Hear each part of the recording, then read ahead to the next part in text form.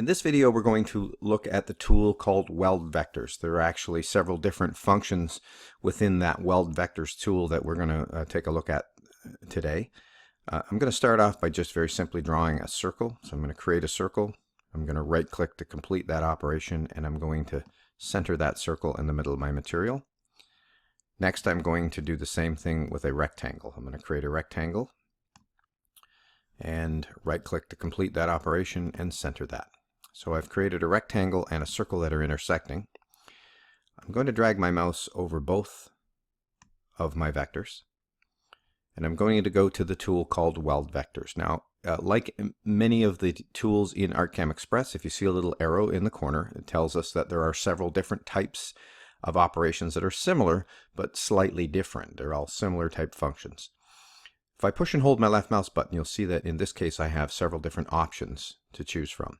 The first one I want to look at is this first one, which is called Weld Vectors. If I select Weld Vectors, what you'll see is that it basically welded the two vectors, eliminating everything in the middle. Interesting to note that if I click off of the vector and click back on, you'll see that it's a continuous vector. So it is basically welded them together and made it a closed vector. So if I wanted to create a profile toolpath or a carving toolpath, I certainly could do that. I'm just going to undo this. And once again, I'm going to select both of our vectors.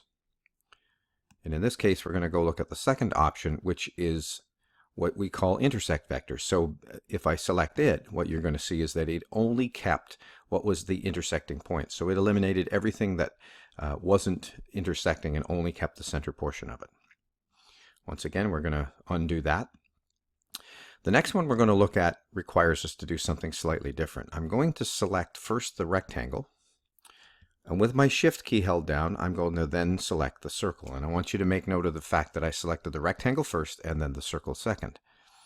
The next tool that we're going to look at is a subtract vector. And if I use the subtract vector, what you'll see is that it subtracted the circle from the rectangle. And note the order that I selected those. I selected the rectangle first, took the circle away from it. If I undo this, you'll see that if I do the exact opposite, so if I select the circle first, with my Shift key held down, then select the rectangle, now if I subtract the vectors, it does the opposite. So the order that I select those with the subtract vector tool does matter. I will just undo this. The next tool that we're going to look at is called the Trim Vectors tool. Again, I'm going to select both the circle and the rectangle. And you see the Trim Vectors tool here. Again, if I hit the drop down, it's the fourth one down. I'm going to select Trim Vectors. Now it doesn't look like anything happened, but if I deselect and then reselect these, you'll see what it's done is it's created each of these objects independent of each other. So it's essentially created the object into four separate vectors, and you can see that each of these vectors is now separate from each other. So if I wanted to break them apart, I absolutely can do that. And let's just undo that. And then the last tool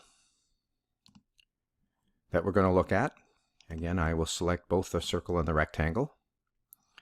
The last tool that I'm going to look at is this one, which is exploded vectors. So if I click on exploded vectors, now what you'll see is essentially what it's done is it's separated all the components separate from each other.